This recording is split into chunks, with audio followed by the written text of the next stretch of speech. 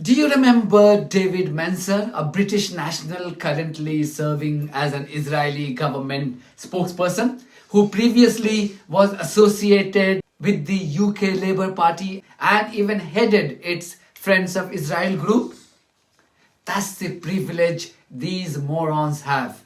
On odd days, they can be a part of the Labour Party's decision-making body in the United Kingdom. On even days, they can leave the UK and flaunt their allegiance to a foreign country, which in this case is Israel. They will never face charges of sedition or even have their citizenship revoked. Why? Because A, they are white and they are Israelis. Anyway, the clown is back in the news again after he was given a hard time by brave Sky News presenter Jayne Secker. The topic of the interview was the Israel's latest genocide of children at a school in Gaza, where more than 100 innocent and unarmed Palestinians were killed, mostly children. So he appeared on Sky News to deny everything. And why is nobody surprised? He was being a true Israeli, a liar and a supporter of the genocide of innocent babies. He had a problem in admitting that Israelis killed so many civilians in this attack. But good on Jayne, who did a brilliant job despite there being existing limitations in British newsrooms about Israel these days.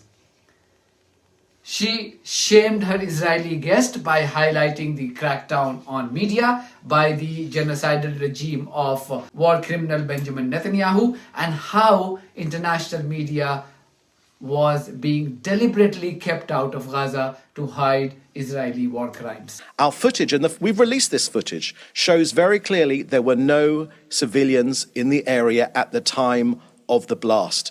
Look, we have to wake up. That's not what Save the Children say, though, right? And they are also there on the ground. We need to have our eyes open on this. This is a PR battle which we're facing as well. You know, Hamas wants these images to be shown in the Western media.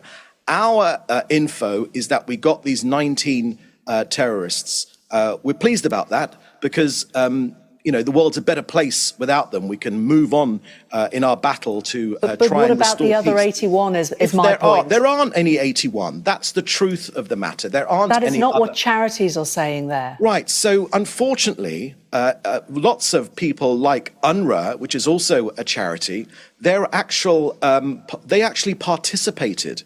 But this is Save the Children. This isn't UNRWA. So I don't know about Save the Children. But what I know is this is a PR battle. I've given you our intelligence. We know that 19 were killed. We're looking into if there were any other collateral damage. Which most, Jayne, this is an important point because almost nothing, no information leaves Gaza without it being cleared by It would help if international journalists were allowed in there by Israel, then we would be able to give independent verification, but you don't allow us in, so we can't. Can I just put one final point to you? Whatever happened on Saturday? That's what you call a drive-by. Allow me to respond to that when you make that accusation. This has been one of the most reported conflicts ever. But not freely by the international media. The international media, Sky News, are only allowed in accompanied by Israel on very, very limited trips. It is a very dangerous war zone for the safety of these journalists, but we're keeping them out. But we will let them in. That's a decision that you've just acknowledged. You are keeping them out. This clown said that there were only 19 deaths, just 19 deaths as a result of the Israeli bombing on the school.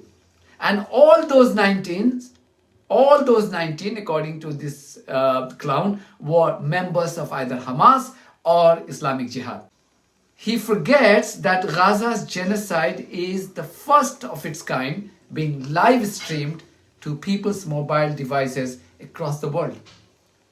And this attack too, and its fatal impact, were broadcast live globally. And even he knows that no one would take him seriously on his claim. If Israeli attack on Gaza school didn't kill any civilian, then why was State Department spokesperson Vedant Patel expressing his condolences today? Were Vedant Patel's condolences meant for Hamas and Islamic Jihad? So first, Sean, let me just say we are deeply concerned about this weekend's horrific incident on the Al Tabeen school in Gaza City that killed a number of people sheltering in place. And our hearts go out to the families of those who lost loved ones, and we are praying for a speedy recovery for those who have been injured. We have been clear, both to our partners in Israel, that every possible effort needs to be taken to minimize the impact of civilian casualties. Also, Israelis lied about its Hamas and Islamic Jihad claims, since the genocidal regime's list included people who had already died long before.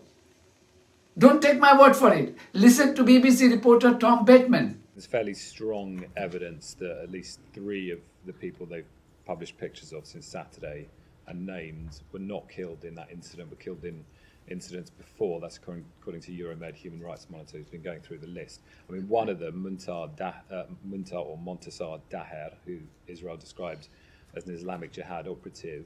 I mean, you can go on Facebook and see the picture of him being mourned as being dead was from the day before, with a relative or a friend saying that was in an airstrike on an apartment west of Gaza City, so a completely different incident. I mean, do you verify these things? Tom, I will let the IDF speak to its own operations, and as I said, we have a very close information sharing relationship with our partners in Israel. I'll let them speak to their own operations, but again, there is a clear, provable track record of Hamas using civilians as human shields, co-locating itself amongst civilian infrastructure. That does not minimize the moral and strategic imperative that Israel has to minimize civilian casualties, but they do have a clear track record of doing this. And as I said, protected facilities may lose their status when they are utilized by combatants in this way. But there's also a moral and strategic imperative for the information to be accurate and credible after the fact, because it may or may not justify an international humanitarian law. So I think, you know, what Sean was talking about effectively was the issue of proportionality. If you have many, many dozens of civilians killed,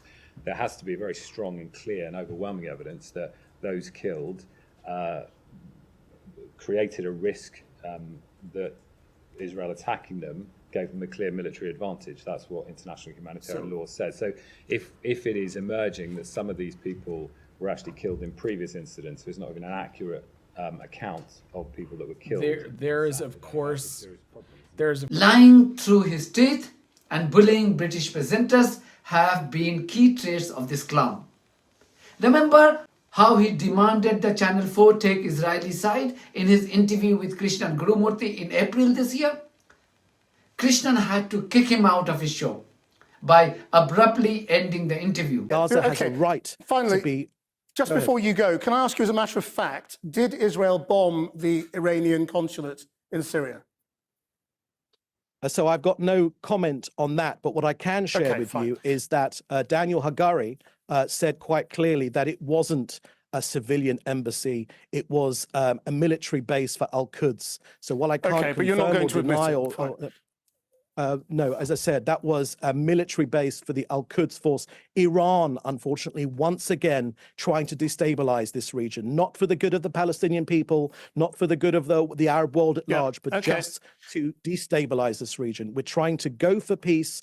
We're trying to go for coexistence, but we need to get I'm sorry, rid David, of I've got to cut you off there. Because I mean, I'm just trying to get answers to questions, and if you can't answer the question, then I can't allow you to do the propaganda bit afterwards. But David Mencer, thank you very much. David Mencer is a symptom of a chronic disease which has long adversely impacted the health of British democracy. A disease that allows the virus to mutate itself from British variant to Israeli variant according to the comfort of the situation. All we need is a push from the British public to flush these parasites out of our political system once and for all, before it becomes too late and we too transform ourselves into a sham democracy like America's, where a foreign country decide our fate through its dangerous lobby groups such as AIPAC. Thank you very much for watching this video. If you haven't subscribed to my channel, please do so, because that's one of the many ways you can support independent journalism. God bless you all.